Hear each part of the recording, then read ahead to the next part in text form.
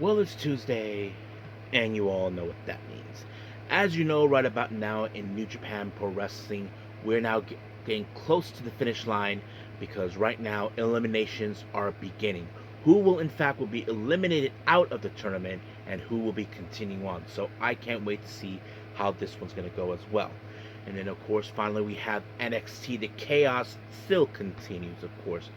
The NXT Championship is on the line. Tony D'Angelo faces off against a guy who thinks he is a top star, and that is Cam Hendricks. But the real question is, will, of course, Cam Hendricks defeat Tony D'Angelo, or Tony D'Angelo continues to reign? So that's something we will definitely see. And we even have the WWE Speed Championship on the line as well. So we'll see a lot of things are taking place. Battle lines will be starting soon for the Great American Bash and upcoming matches as well. And then, as always, we'll wrap up our episode as usual with some news updates to give you guys updates on what's been happening in the world of wrestling, such as what events the promotions are throwing out, who's booked, what matches are set, including developments that are happening in the world of wrestling as we speak. So, let's get ready for another episode of the Leaded Wrestle Zone.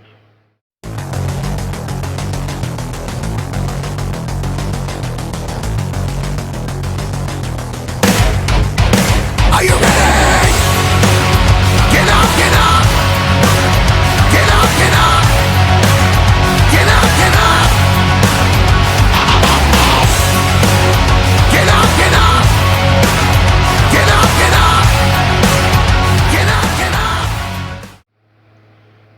Hey everyone, welcome to the Leaded Wrestle Zone, all things that is pro wrestling with AEW, NXT, New Japan Pro Wrestling, TNA, the National Wrestling Alliance, various promotions, wrestlers, matches, and championships. I am your host, J-Rod here. So, if you are new to the channel, welcome. This is a channel we do a lot of pro wrestling reviews from various promotions, not only here in the United States, but also in Japan, Mexico, Canada, Europe, the UK, anywhere pro wrestling is not as big, but it continues to grow. We also, of course, do discussion videos, talk about various topics such as the wrestlers themselves, the promotions, factions, storylines, whatever we want to talk about. We also, of course, do more news updates. If certain information was unable to be on this episode, we can either put it on the next one or on a separate video by itself.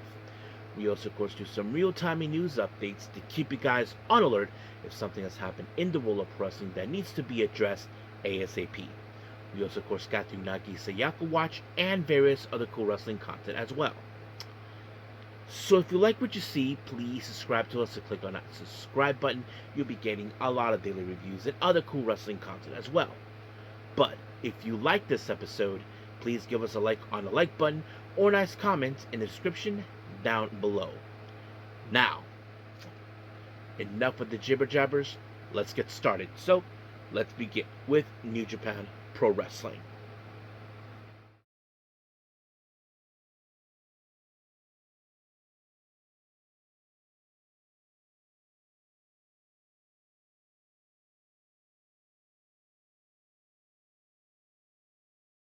Alright, New Japan Pro Wrestling, Day 11 of the Best of the Super Juniors, and of course this was in Korakuen Hall. Now keep in mind guys, we're now in the stretch, we're finding out who will be eliminated out of the tournament as we move forward. Now we begin of course with the A block. We have Daiki Nagai versus Robbie X, so this is a bit of an unbound showdown since these guys are from the same faction. However, of course, Daiki Nagai has been very unsuccessful to pick up a win here during, but however, I wouldn't be surprised if he did pick up a win while the tournament still continues. But even though he's eliminated, of course, since he was in 0 points. However, of course, he was expected to lose to Robbie X when he applied the X Express, and just like that, 1, 2, 3, done. So Robbie X continued with the total points of 10. Now jumping into B block, we have Yoshinobu Kanemaru taking on Kushida. Obviously, well, this is one of those moments where how things were going to go. Now, if Kushida wins, he proceeds on. If Kanemaru loses, well, chances are he won't be, in fact, continuing on whatsoever. But of course, when it comes to Kanemaru, we all know his usual tactics. He tries to use dirty tricks in order to do so. He even brought the whiskey bottle when Kushida tried to punch him, but it kind of got in the way. It hurt his hand. But Kushida was able to overcome the obstacle, and then, of course, apply the Back to the Future. 1, 2, 3. He proceeds on with total points of 6, leaving Kanemaru out. Now back to B block, we have Francesco Akira taking on Ryusuke Taguchi. Now, of course, Francesco Akira, he's been very well so far in the tournament with a bit of an attitude where he wants to win the whole thing. However, of course, we know that Zane J was going to get involved in this one. But, however, of course, Francesco Akira, instead of using his usual arsenal, he used the schoolboy, but lift up the tights. 1, 2, 3. And just like that, he continues on. And then he decided to beat up Taguchi, of course, right in the end. Used the hair clippers, but somehow Taguchi was able to overcome it and put him in the ankle lock. But of course, even though Francesco Akira may not have gotten to get a dead body in his wake, but he ran like a coward when he saw the clippers were in play. If I was Taguchi, I would continue to hunt him down with it. Now back to B block. Now this was a bit of another type of match, heel versus heel, Sho versus Daisuke Suzuki. Now Dick Togo could not be involved in this match in obvious reasons. For those who know, it was of course Dick Togo who trained Sasaki himself, and Sho knows it. However, what no one knew is that Sasaki was not an idiot. He played a very intricate game from the very beginning. He said, of course, he attacked them from behind, and then of course we had Yujiro Takahashi to get involved when the match was continuing on. But what no one knew, it was all a ruse. Sasaki decided to play Sho's game. Sho is a very deceiving person. He knows how to play the game. And then, of course, we did see members. It was just another member of the Damnation TA, and another member named Otani showed up too. And then later, Sasaki pulled out a taser, and Sho brought out a picture of Dick Togo to try to keep him tame. And then when he was able to do so, he applied the shock arrow. 1, 2, 3. He proceeded on with 10 points into the tournament, leaving Sasaki out of the tournament. One thing that many people don't want in New Japan is for Sho to win because he talks too much. He's a damn cheater. He's not tough. He's a goddamn loser. Now, jumping into the A block, we have Valiente taking on Nick Wayne. Nick Wayne has so far did very good job that he did from last year. But, however, he was able to pick up the win when he applied Wayne's World onto him. And just like that, 1, 2, 3, done. And, of course, he leaves out with total points of 10, leaving Valiente out. So basically, now keep in mind, wrestlers who are out, they continue on, but they will not be able to proceed even further. Now, back to B block, we have Jacob Austin Young versus Robbie Eagles. Well, as you probably can guess, this was one of those matches where, of course, Jacob Austin Young would do whatever it takes to win. And, of course, Zane J was going to get involved whatsoever. But, however, Hartley Jackson got in the way and stopped him. And then he took care of him by taking his sorry ass back in the back.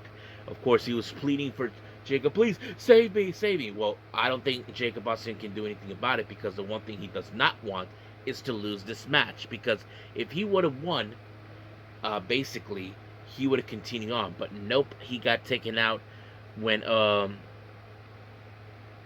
Robbie Eagles applied that, what was it called? I don't know. But it was a very impressive move, and just like that, 1, 2, 3 was over, leaving Robbie X with a total points of 10, leaving Zane J out of the tournament, so he proceed on. So basically, we have plenty of wrestlers that are still in 10, so they're good. Now back to A block, we have Jun Kasai versus Master Wato. Now, of course, Master Wato had no idea what the hell he got himself into. When it comes to Jun Kasai, he's the kind of guy who doesn't play by the same kind of games and rules as everybody. He brings in his own brand of violence into New Japan, because that's how you're supposed to roll. And of course, I have to say, Master Wato did pull up the effort, but unfortunately, it didn't do any good, because it was Jun Kasai with an inside cradle, and just like that, 1, 2, 3, he got 10 points. Of course, Master Wato also got 10 points too, so maybe they're still alive in this tournament, but we'll see how things go from there. Now back to B block, we have, of course, Hayo versus Taiji Shimori. I thought this match was pretty good. Uh, Nothing too of the storylines, but of course, Taiji Shimori was able to pick up the win when he applied, of course, the Bloody Cross, and just like that, 1, 2, 3, 10 points on the board for him. Hayo is out with the total points of 6. Now, B block, we have Titan versus Kosei Fujita, and I thought this match was pretty impressive because we have seen Titan how he was undefeated from the very beginning, but he was able to pick up a loss for the first time since the start of the tournament. But Kosei Fujita was able to do it once again when he applied the Thrill Ride, and just like that, 1, 2, 3, 10 points on the board. So basically, he continues on. Titan possibly he will too.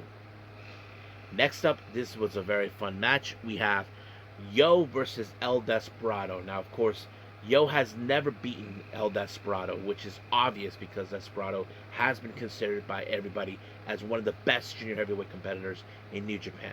So the real question, how is he going to pull it off? Well, I'm sure El Desperado was going to bring in a lot of pain and hurt onto him, and Yo will try to overcome it.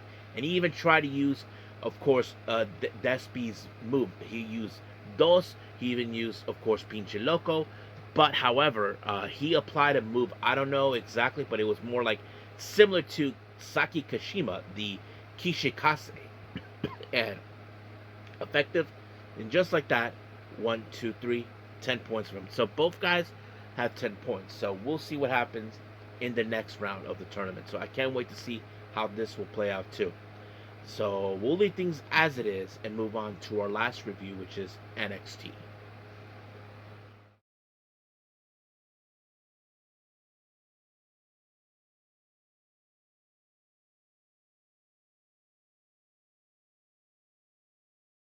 Okay, NXT. As the chaos continues, of course, we begin with Zarya taking on Lizzie Rain. Now, of course, this was a match that happened after Lizzie Rain became a collateral damage on Zarya's quest to obtain the NXT Women's North American Championship. So Lizzie Rain wasn't going to take it lightly, knowing that she was a stepping stone or a collateral damage for Zarya's quest. Now, I have to say, Lizzie Rain did put up a hell of a fight because she knows that she's not facing a slouch. She knows she's not facing someone who's a weakling. But, however, that wasn't enough. Not to mention, Tatum Paxley was at the commentary table watching this. But in the end, Zarya picked up the win with the, I don't know if I call it the F5 or something, but yes, and that was it. But during the post-match comments of post-match, Paxley decided to give Zarya what she wants. So she told her next week she'll put the NXT Women's North American title on the line. Now, we did see Paxley, of course, talking to Charlotte Hill about this match until Zarya attacked her, and Charlotte could not take that lightly.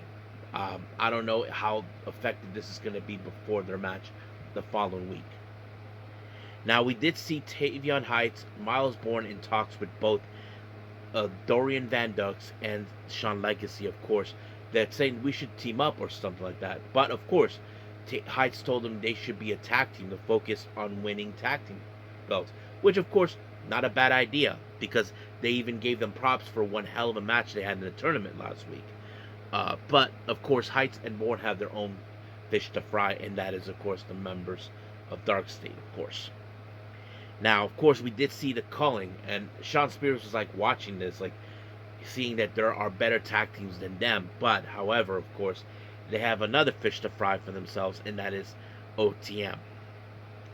Now, we were supposed to have the match between Dark State and versus Heights and Bourne. However, James Cutler was viciously attacked by Sugar Saquon. As you know, this is payback and retribution for stabbing him in the back and betraying him. And that match ended like that. However, it was later pushed to have OTM versus The Calling. Now, this is where things got a little interesting. Did Sean Spears pick the wrong team? Because remember, OTM spoke about their true feelings about everything in their personal lives. And Spears saw this as a sign of weakness. Like, it's time to wipe them out before they even reach their full potential. And I think that's what it was. But however, last week, that was a big mistake that they caused. And I think that might have messed things up. But however, Sean Spears really, really messed things up in here because he accidentally went onto Nico Vance, and of course OTM pinned him, and just like that, 1, 2, 3, it was done. However, I wouldn't be surprised if Izzy Dame and Nico Vance kick him out. I mean, Izzy Dame did kick out Brooks Jensen, but we'll see. Now, in the back, we did see EK Prosper talking to Tate Wilde, telling him, look, you've been suffering losses. You got way too over your head about what you're doing. But Tate Wilde wasn't going to back down on that no matter what. And that's exactly what he's doing. Even Cam Hendricks, who, of course, had his dealings with them, you know, well, let's just say that he decided to rub it in his face once again. But, of course, Tate Wilde was not going to, listen because he has a match to get to, and that's exactly where he was going. He was facing against Jackson Drake. I thought he's doing pretty good, and not to mention, he had his eyes checked when he noticed, of course, Brad Baylor and Ricky Smokes of the Vanity Project getting involved. But the one factor he could not predict was, in fact, of course, none other than Lockwood, who she actually kind of powerbombed him through the ring post, and just like that, she shoved him back into the ring, and Jackson applied the 450. 1, 2, 3, done. So basically, another loss for Tate Wilde. Now, we did see an interview with Mr. Stone talking about the upcoming next event, which is Great American Bash, will happen near the end of this month. So he's looking forward for that until, of course, Osiris Griffin showed up and told him what the hell was that all about. So basically, he's trying to tell him that the match between them and Bourne Heights will be postponed. But like, hell no, it's not going to happen. Lennox can handle that. So, and then of course Jasper Troy showed up, tried to, who was already set up for a meeting with Stone, until of course he got in the face with Griffin. But unaware to them, he was attacked by Lennox. So basically, Dark State beat up both Jasper Troy and the camera guy. So, and then they're like there. Now, Lola Vice, as you know, is now going out, showing the world who she really is, ever since becoming the NXT Women's Champion. However, Kalani Jordan seems like she's aiming for the belt, and the same thing with Kendall Gray. So basically, these two women want this match to happen. However, it was later told there's going to be a #1 contendership for whoever's going to be the next person in line to face Lola Vice, and that's something we will see. Now, Toto D'Angelo was, of course, in the face of Mason Rook. Of course, Mason Rook wants a shot of the belt, but he told him, that right now he has people lining up, and he will knock them down. But however, Mason Rook is confident to believe he's going to be the one person that will be unable to defeat him. And Mr. Stone told him, look, how about this? You, Rook, will face Naruku, and that sort of thing. But there was also in the distance, you see Naruku was watching this. So we'll see what happens until then. Now, our next match is the WWE Speed Championship, Romero Moreno versus Lexus King. I thought the match was pretty good. I mean, Moreno really, really had that compatibility. I mean, he would have had this match won if it wasn't for, of course, was able to find an opening spot to defeat him with the coronation. And just like that, 1, 2, 3, he retained the belt, and he had seconds to spare. Now, in the back, Natty was just minding her own business until Jada Parker showed up. Now, Jada Parker was trying to get in her face, but Natty kind of got into her emotional side, telling her that you're afraid because you don't think I can see right through you. You have become so soft. Now, some people would say, why would she say that? Simple. Natty was seeing her that you have become so weak. It's like she's saying, I didn't survive this business by becoming soft. So that's one of the things. And I'm sure Jada Parker will think about this very clearly. Now, while EK Prosper was, of course, giving props for Jake Wilde for a hell of an effort, but, of course, Keanu Carver decided to get in his face. And, of course, EK decided to get in his face, too. So we could see those two face off sooner than we think. Now, Ren Sinclair, of course, is so concerned over the fact about what's happening, saying, look, I can't be in your corner. Right now, you need to focus on becoming the NXT Women's Champion. And that's what it was, because she knows this is what means a lot to Kendall Gray. Kendall Gray wants her there. So basically, Ren Sinclair is trying to say, look, I'm doing what's best, not just for you, but for me too, making sure you win this belt. And that's exactly what she wants to do. So we'll see what happens next week. Now, we did see Dark State, Griffin, and Lennox taking on Heights and Bourne. And the match was pretty good until, of course, there was some miscommunications between both Bourne and Heights. But, however, Dark State was able to apply Doomsday Device on Heights. And just like that, 1, 2, 3 is over. And, of course, Heights was pissed off how this match ended. However, of course, Saquon showed up out of nowhere and just watches, like saying, I'm watching you guys. So we don't know what's his plan, but we'll see. Now our main event is the NXT title, Cam Hendricks versus Tony D'Angelo. Cam Hendricks, well, let's just say he decided to try to pick up the win as fast as possible to get his moment. Now, there was so he seems like he had everything under control, but he couldn't take down Tony D'Angelo. So he tried to get the belt. But however, Naruku was right there watching this. So it's like, no. Not on my watch. So Cam Hendricks back away, knowing too well that he can't lose this match. Tony D'Angelo tried to fight back as much as possible, but when Cam Hendricks was seeing that things were not going his way, he went to the other side where the commentators were at. He tried to grab a chair, and Mason Rourke, of course, showed up and like, nope, not on my watch. So Cam Hendricks was like realizing, what the hell? Like his chances to become NXT champion is becoming slim. But in the end, it was dead to rights that picked up the win for Tony D'Angelo, and just like that, 1, 2, 3 is over.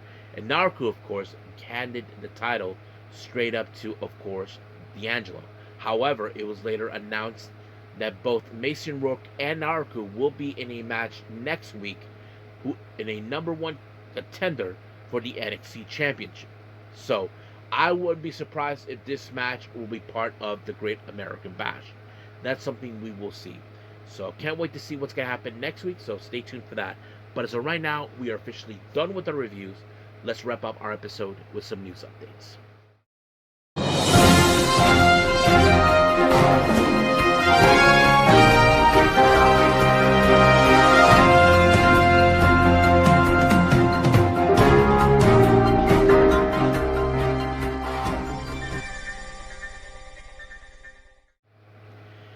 Alright, so welcome to our news update. So let's begin with upcoming events, starting with GCW. As you know, on June 6th in Atlantic City, they have announced the opening round of the Tournament of Survival 11 that'll take place. They announced Sicko the Clown will take on Nino Extremo. Don't know who these guys are, but yes, they will be involved in that. And then we have the Life of a Boss in Dallas, Texas on the 18th of June. It was announced that the GCW tag team belts will be on the line. The current tag champions, Busta and the Brain, Alec Price and Jordan Oliver, will take on KJ Orso and Sam Stackhouse. Now moving on, we do have, of course, Wrestling Revolver for No Country for Old Manser. It was announced that we have Alan Angels versus Jeffrey John. First time ever these guys will face off.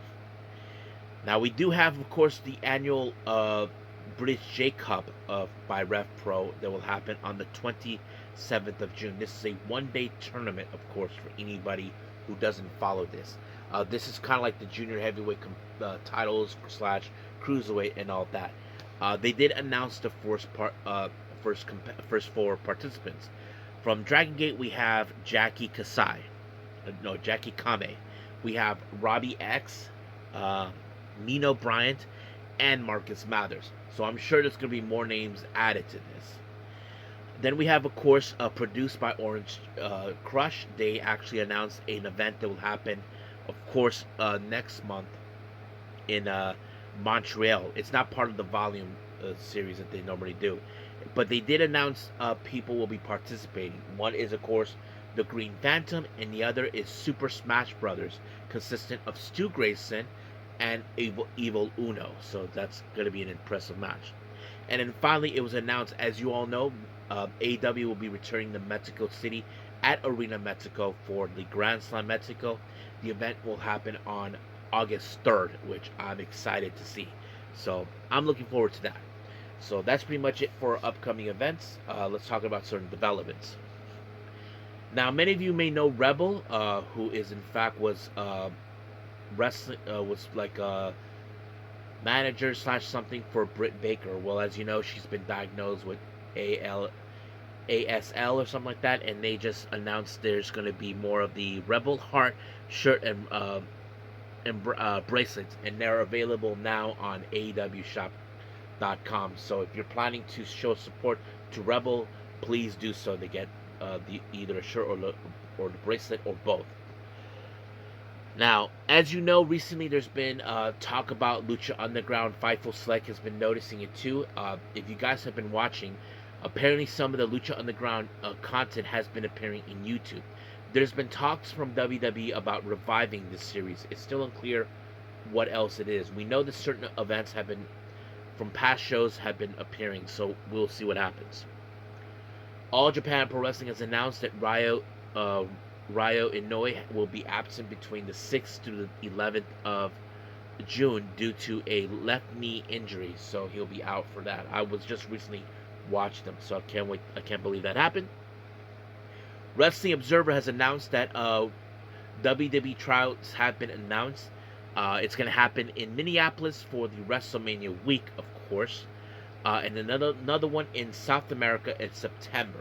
So they never specify where in South America, but I wouldn't be surprised if it's in Chile, since it is, of course, South America where Stephanie Vakir and La Catilina are originally from. So that's pretty much it.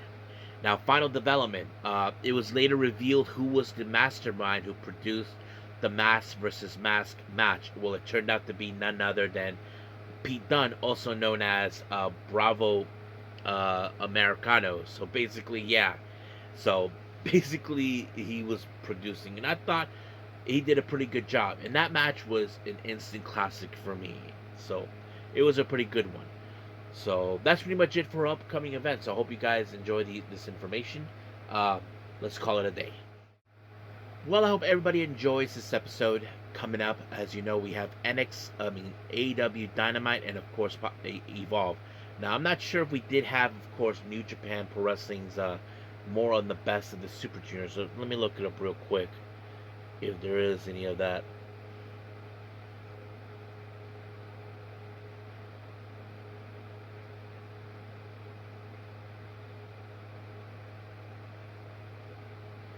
Yep, yes there is. So I might do that. So we'll see how things will go from there. So that's the plan. New Japan, AEW, and Evolve. So that's going to be the top priority for all three of them. So as of right now, we'll leave things as it is, and I'll call it a day. So I will see you guys in the next DWZ time, same DWZ channel. I must bid all of you adieu. So goodbye, and have a nice day. Bang.